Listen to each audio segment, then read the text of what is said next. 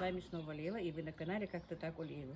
И я вас беру сегодня, наверное, аж на 2 свадьбы, но не знаю, буду я снимать или нет, немножко дорогу вам сниму. Знаю, что будете ругать, что я в черном, но маленькое черное платье у женщины всегда должно быть. Не рискнула я сегодня одеть светлое, если честно. Так что поехали со мной. Не надо, как я говорю, уже ехать сегодня аж на 2 свадьбы. Вот так вот, друзья. Сегодня, как видите, и дождь пошел, пасмурно. Вчера целый день дождь шел. Ну, поехали.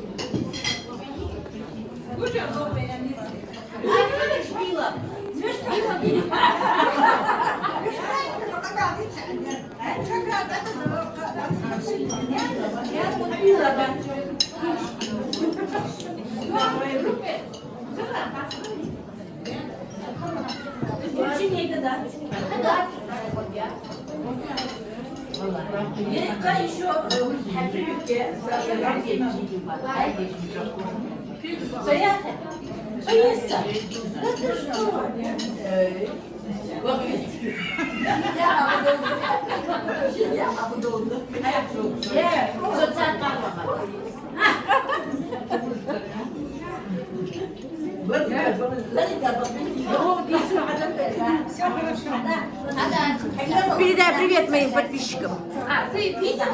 Да.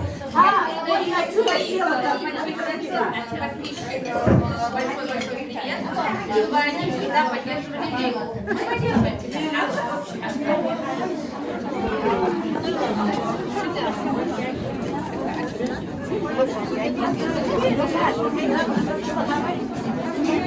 نشكر حمش ديال عندي نشكر دوستك حليلي نشكر سمعتي ديال سمية غشاف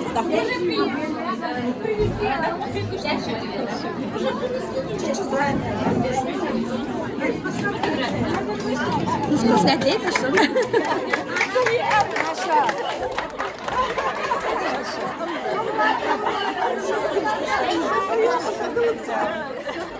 Просто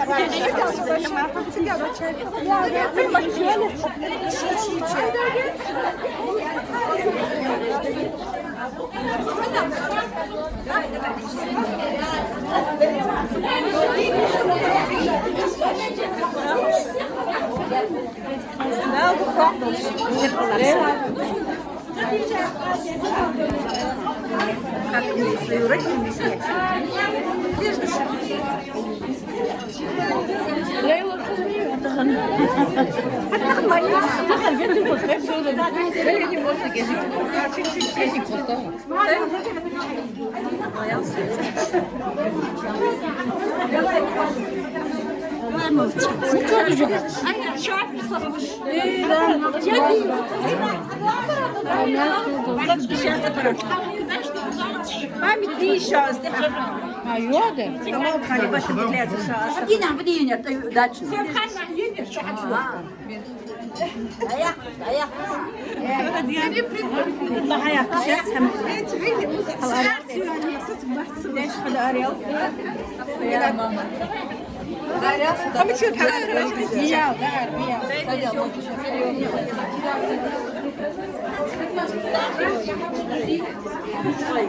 Сидеть, снег единственное.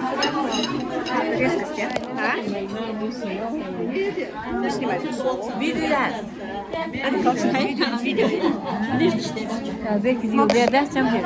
Здоровья, мешкиха.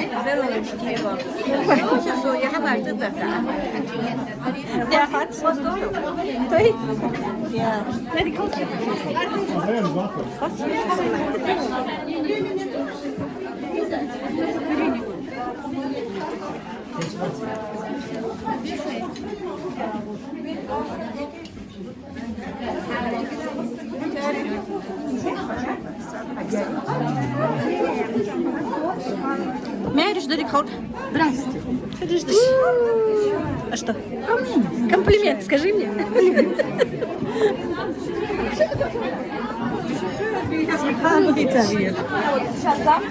Самый мой любимый зиверен. Сей Игорь Буча, о Мяру, что вы хотите? Давай, Мяр, свой.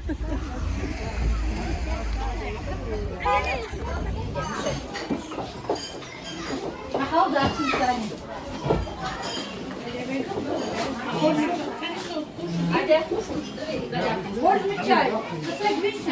Тот согласен.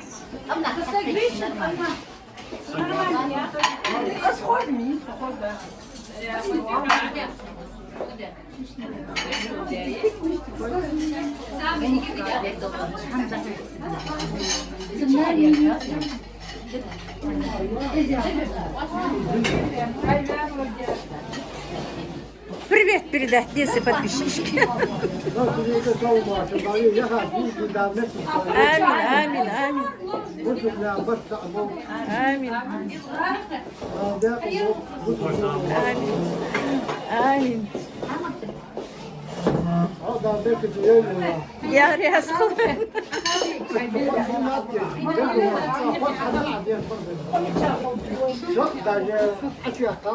Да.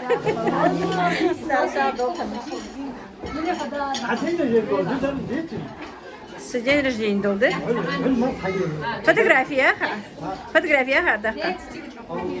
Карточки, ага. Мухаммед день рождения, Дарс. Мухаммед день рождения.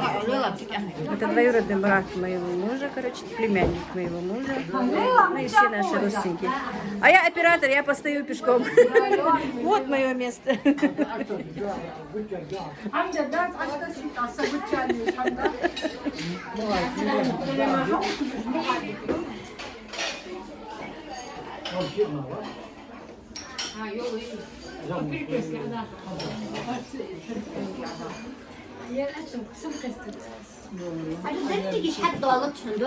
Video yakın.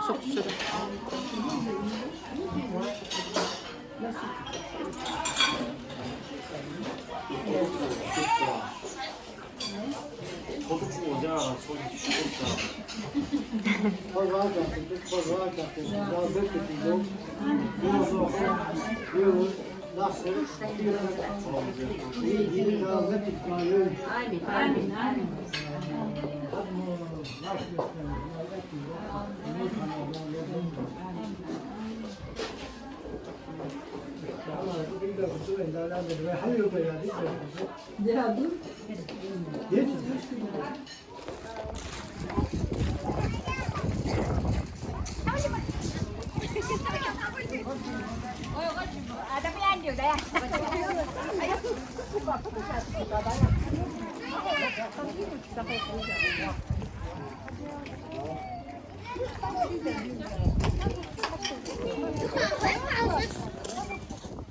Ну и мои хорошие, я уже приехала со свадеб, как бы, аж на 2 свадьбах погуляли сегодня.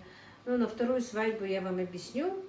Мы попали поздно, потому что с одного конца практически в другой конец республики получается. Ну, республика небольшая, но тем не менее, пока мы там собрались, пока там посидели. У нас одна свадьба была в Малгобеке, а 2-я свадьба была у меня тут в Кантышево. В Кантышево девочка выходила замуж, а в Малгобеке женился. И, ну, я немножко там поснимала, друзья, в Малгобеке. Просто мне, то, что поснимала, вы уже, конечно, знаете, мне просто было там не очень-то ловко, ну, не знаете почему. Эта свадьба была двоюродной сестры моего мужа, ну, сын ее женился. А по нашим законам, если бы на ее месте был бы двоюродный брат, то я бы комфортно себя чувствовала и снимала, и все бы делала. А она все-таки замужем, это уже считается у нас как бы, ну, уже не такие близкие, получаются, родственники. Она-то сама, да, но ее родственники как-то у нас, мы еще как-то держим этикет, мы должны как-то придерживаться. Мы уже не как у себя дома, а мы в гостях, мы причем почетные гости, получается. И поэтому вот так вот, друзья, извините за такую съемку. Ну, кое-что, как-то, что-то, чтобы вы хотя бы имели представление, я сняла, как смогла. А когда я сидела за столом, снимала девочкой, просто подросток девочка, я даже ее не знала, она просто, я ей отдала телефон, и она снимала. А тут, где вот выходила девочка замуж, мы уже приехали поздно, после 12 дня. А невесту у нас обычно забирают до 11, к 11. И практически, когда выходит девочка замуж, то через буквально, как только девушка выйдет из невесту заберут, буквально через час все там пустеет. Поэтому гостей практически не было на этой свадьбе. Вы видели, там остались только свои, вот именно свои близкие люди. И мы просто вот за столом я, мои заловки, двоюродный брат моего мужа, племянник моего мужа. И вы, может быть, удивитесь, почему мужчины и женщины вместе. Потому что уже, в принципе, свадьба прошла, уже никого постороннего нет, а это наши близкие родственники. Мы можем с ними просто посидеть вместе, попить чаю, поесть, ну, поговорить, пообщаться. Мы долго сидели, мы долго общались, мы спокойно посидели с ихними родственниками, ну, у кого дочка замуж выходила. Мне очень хотелось снять эту девочку, она очень красивая девочка была бы, и невеста из нее, наверное, вышла очень красивая, я как-то даже фотографию не посмотрела. Так что вот не удивляйтесь, почему на второй свадьбе мало гостей, мало чего, и почему нет невесты. Хочу вам немножечко просто объяснить. И вы знаете, друзья, вот, свадьбы, поездки меня очень сильно выматывают. Мне это очень как-то бывает некомфортно. Как-то я вам говорила, что большое скопление людей, большое пустое пространство, замкнутое пространство мне все-таки мешает. Я некомфортно себя чувствую. У меня даже вот бывает, что вот, ну, я хоть и не даю повода, чтобы вы думали, что но мне бывает очень некомфортно. И из-за того, что я, ну, во мне это все бурлит, наверное, у меня очень сильно потом начинает болеть голова. И сегодня, в действительности, друзья, я часа 2, если не 3, пролежала и отдохнула немножко, полежала. Благо дело мальчики на работе, но все-таки к ихнему приходу мне же нужно все равно готовить. А я вчера, как я вам говорила, ну, не я, а Ибрагим зарезал 4 петушков. 2 петушка были очень хорошенькие, как видите. Я их еще вчера помыла, почистила, опалила, все сделала. Они готовенькие, накрыла пленкой, просто я сейчас сняла пленку. И хочу сделать наше национальное блюдо, национальную подливу с картошкой, галушки. Потому что жалко мне таких молоденьких, хорошеньких, жирненьких петушочков просто так на что-то, на бульон, на супчик. Это будет законный, хороший наш национальный ужин сегодня. А два поменьше петушка, которых с ними, они были чуть-чуть поменьше, вот с них можно уже сделать, наверное, супчик с домашней лапшой. Вот. Ну, они хоть и были чуть-чуть меньше, но все равно нормальненькие. Я, правда, взвешивать не стала. Просто, как я уже сказала, повторюсь, они не давали покоя другим цыплятам. И поэтому я их быстренько убрала. Вот так вот, друзья. Ну, все, не буду так долго с вами говорить. Значит, что? Теперь поставила я воду. Как я сказала, курочки уже промыты. Я просто, чтобы не шумел газ, убавила. Сейчас переложу, уже подсолила я воду, положу воду. И пока курочка будет у нас вариться, я почищу картошку, замешу тесто. И мы будем делать с вами и подливу, и галушки. К приходу мальчиков. От того, что я лежала, голова не перестала болеть. Так что мы назло этой моей голове будем с вами готовить моим ребятам ужин. И я надеюсь, и голова пройдет. Так что вот так вот, друзья. Вот сейчас я быстренько подготовлю картошечку, лук, морковку. Ну, все, что надо, я сейчас подготовлю, потом вам покажу, друзья. Так, друзья, значит, вот что мне нужно для нашей ингушской картофельной подливы. Это просто картофель, морковка и лук. Морковку я нашинковала, лук нарезала. Картошку сейчас поставлю варить. Мне сначала надо из него сделать пюре. Потом я снова с вами к вам подключусь и покажу дальше. И сразу же я сделаю зажарку, чтобы долго не затягивать. И, друзья, у нас выключили снова свет. Этот свет уже третий день только так нас и играет. То выключают, то включают. Вроде бы сейчас и дождя нет, и ветра нет. Пасмурно, правда, но ни дождя, ни ветра, но свет все равно выключили. Вот это вот постоянно в Кантышеве такое дело, друзья. И я еще одну курочку сюда положила, она уже почти закипает.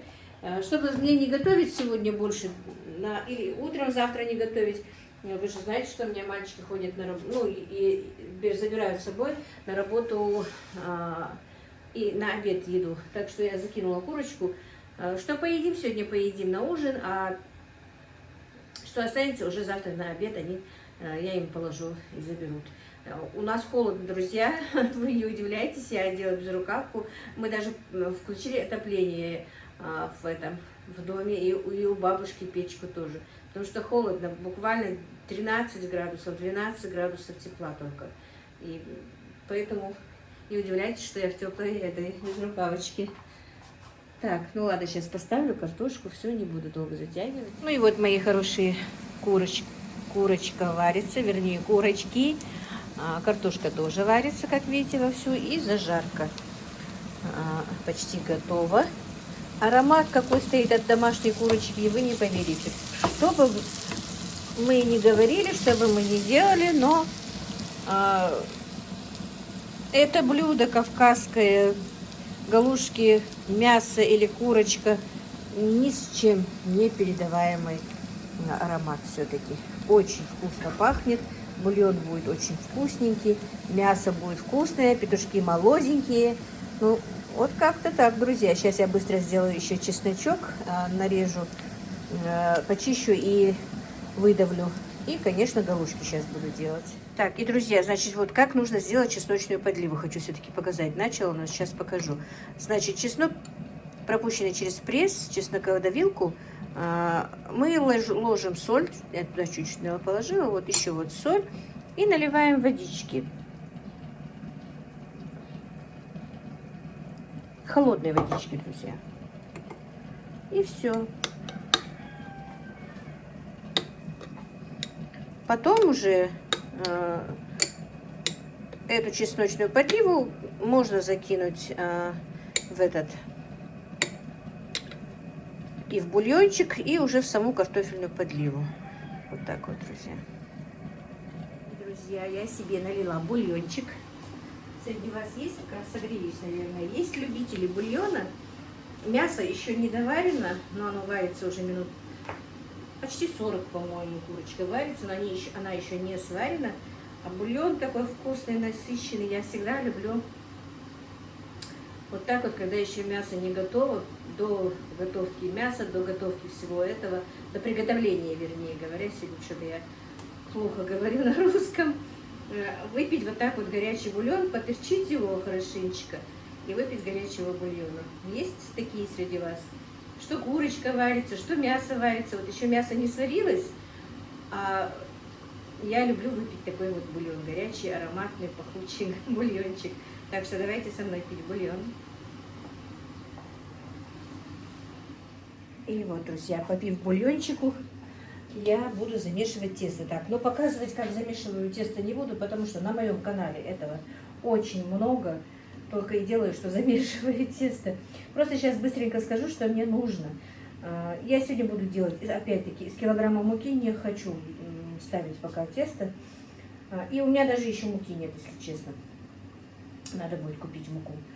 Значит, килограмм муки, пол-литра воды, холодной обычной, чайная ложка соли и 3-4 ложки растительного масла. Замешивается крутое тесто. Я сейчас замешу. Оно немножечко полежит, и будем делать галушки. Вот видите, друзья, вот какое оно получается. Как будто бы иногда кажется, что оно все-таки не соберется, что воды мало. Нет, и воды нормально, и тесто соберется. Просто нужно немножко вымесить. И в принципе это не очень-то так сложно, если там кажется, что все-таки трудно. Ее уже долго месить не надо.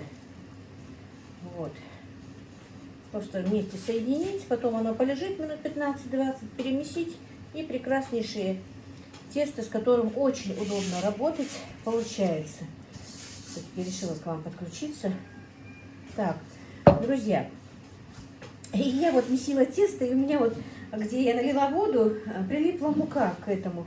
И я вспомнила, ну, наши, наверное, будут знать, как мне моя бабушка еще рассказывала, что как раньше проверяли девушек, когда их сватали. Так. Значит, ну, проверяли, знаете как? Ну, на аккуратность, на чистоплотность, какая она хозяйка. И, короче, к одной девушке, ну, к девушкам заходила, ну, дословно как-то я не знаю, как. Короче, к одной девушке пришла женщина и сказала, что вот постучалась и попросила у нее, говорит, ну, кто-то из знакомых, не знаю, кто-то из родственников болен, и им нужно именно тесто, которое прилипло к этому блюду, в котором замешивается тесто. Раньше же не было ни пластиковых, обычно пластиковых, мне чуть что-то очень удобное, то есть и крышка у нее же есть.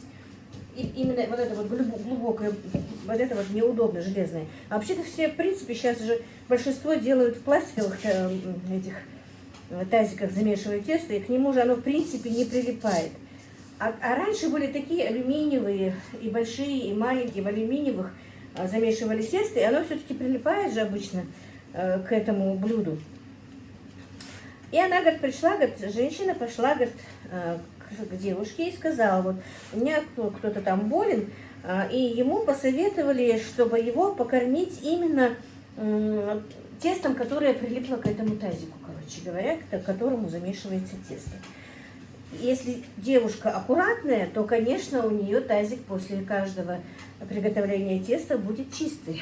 Ну, а если как неаккуратная, так шатается штатив, если неаккуратная, то, конечно, грязный. И вот так вот раньше, в иные времена, ну не в мои времена, а намного раньше, проверялась на чистоплотность женщина. Вот если, ну девушка, не женщина, а девушка, вот если у нее тазик, в котором замешивается тесто чистое, без этого, значит, она будет хорошая хозяйка, аккуратная, чистоплотная.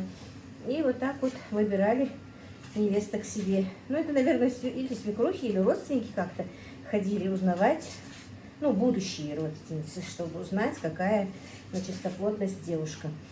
А еще я помню, вот во времена, ну, в мои времена еще не так, но вот времена моей сестры. Раньше же были какие кровати? Сеточные же. А там угольник сеточный. И проверяли, вот когда вот могли проверить, но проверяли как, чтобы не знала девушка, не знал никто в доме, что ее проверяет. Могла проверить женщина какая-то, которая зашла там, мог даже проверить парень, который пришел свататься. Ну, в то время, если там есть кровать в этой комнате, провести пальцем по этому угольнику, если на нем пыль, то девочка неаккуратная. Вот такие вот раньше были времена. Сейчас, конечно, этого нету. Вот так вот немножко вам историю рассказала. Ну все, вот я больше не буду его замешивать. Оно сейчас полежит минут 15-20, пока я буду делать пюре, пока я буду делать подливу нашу. И будет готово. Сейчас принесу крышку, накрою крышкой. Мне очень нравится это блюдо. Вот. Оказывается, это их два вида. Видите, вот это глубокое. Мне очень удобно замешивать тесто в нем. А есть же еще и не глубокое. Видите? Вот это вот. Но оно, видите, все-таки эмаль с него слезает. В него я обычно лепешки ложу. А в этом замешиваю тесто.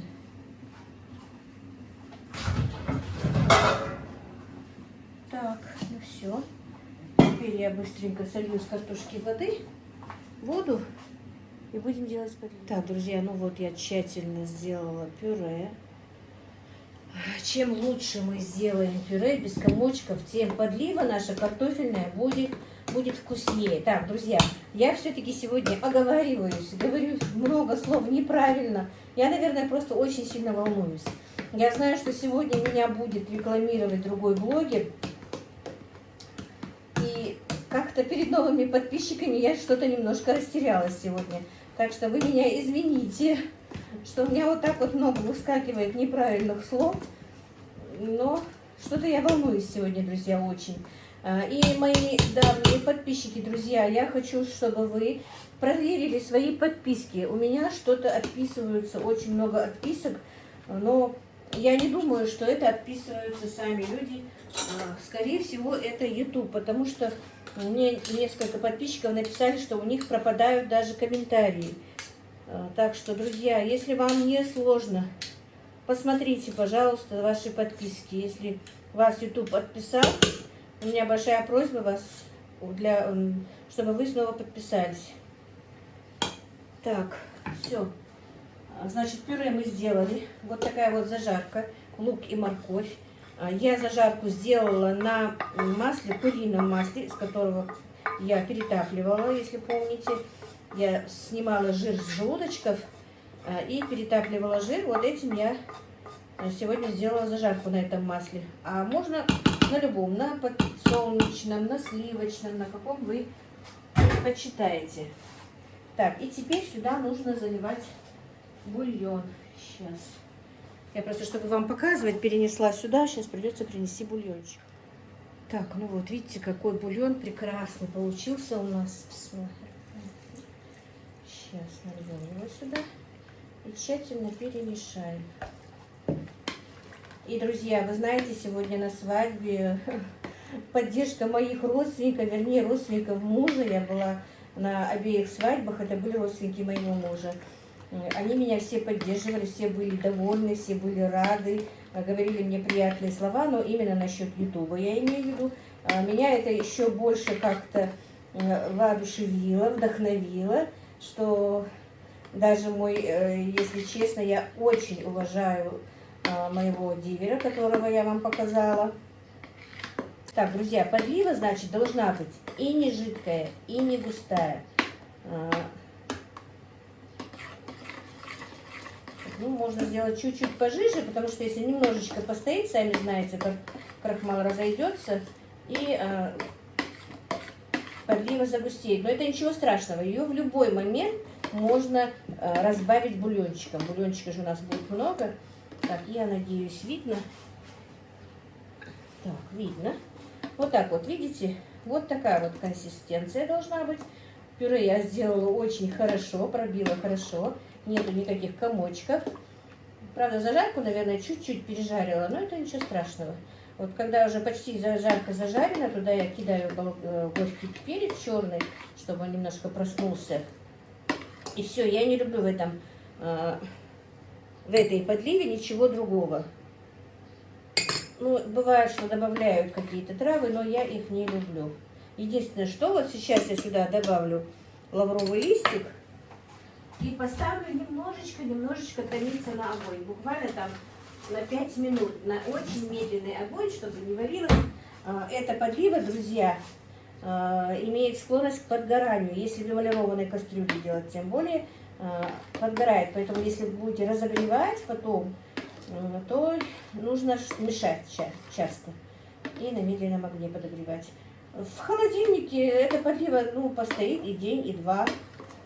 Конечно, остудить и поставить. И в морозильнике уже, конечно, невкусно. Так, все, я больше не буду делать жижи, а там посмотрим. Сейчас поставлю на огонь, и оно немножечко потомится. И сюда уже потом закину зелень нарезанную.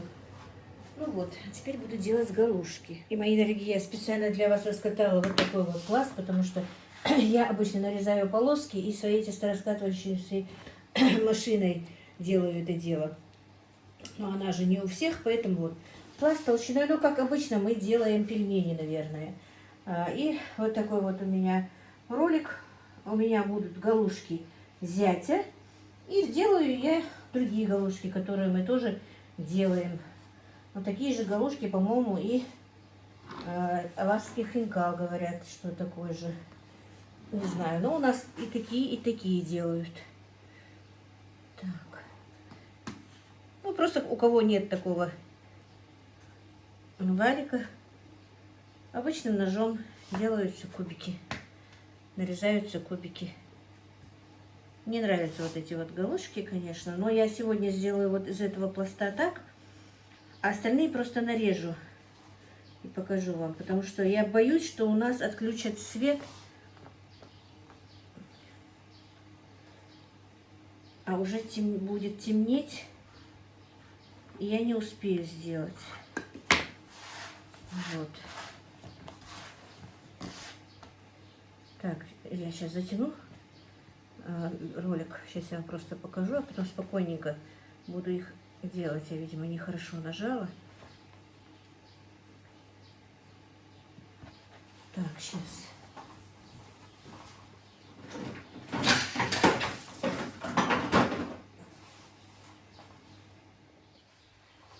Курочки сварились. Теперь их достанем.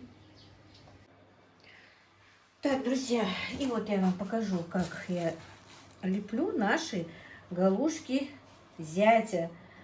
Их так называют, потому что их лепили специально, их же долго лепить вот так вот. Для себя, для дома быстро делают их.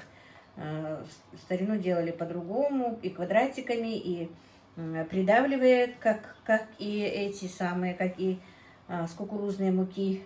Ну, а вот такие вот лепили специально в знак уважения зятю.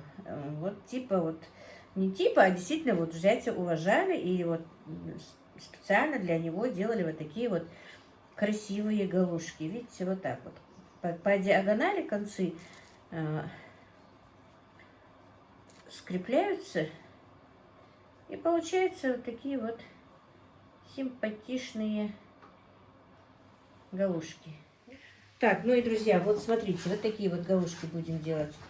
Вторые. Просто квадратики. И моя Марна, моя свекровь, и моя мама всегда делали вот такие. Они не делали галушки зятя. Вот просто быстренько нарезал, закинул, и они готовы. Буквально закипели, буквально минуточку, и они готовы.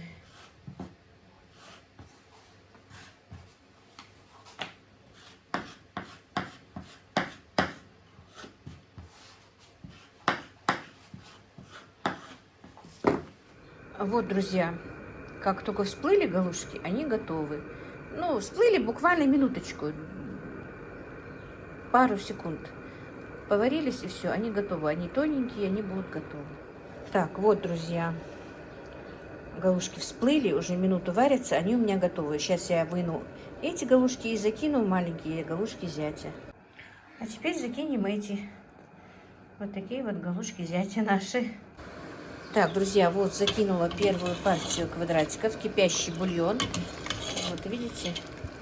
Сейчас подождем, пока закипит. Я вам потом покажу. И, друзья, в картофельную подливу я засыпала укропчик и зеленый лучок. И вот буквально минуточку немножечко потомлю его вместе. И все. И мой ужин готов, друзья. Сейчас я быстренько покажу вам. Пока стол не буду накрывать, это будет долго. А просто покажу общий фон, что я приготовила. Так, друзья, ну и вот наш ужин готов. Как видите.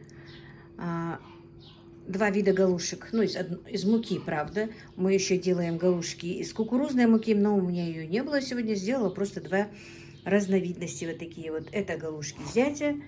Это обычные галушки, ну, может быть, и он называется по-другому аварский хинкал, не знаю. Но мы тоже их делаем так. Домашние курочки свои. Сделала быстренько морковный салатик на скорую руку. У меня есть на канале он. Вот это вот картофельная подлива ингушская, друзья. Очень вкусная. Бульончик просто, кому нужно бульончик. И вот такая вот чесночная подлива. И сейчас вот вам покажу. Вот видите, вот такой вот консистенции получается. Вот сюда вот макается вилкой галушка, макается мясо.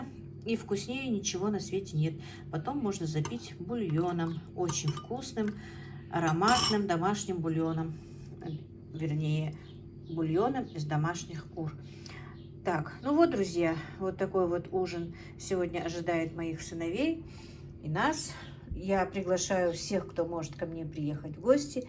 Приезжайте, мы вас будем угощать вот такими вот национальными блюдами ингушской, войнахской кухни. Ну вот как-то так у нас сегодня, друзья. Всех благ вам, мира и благоденствия.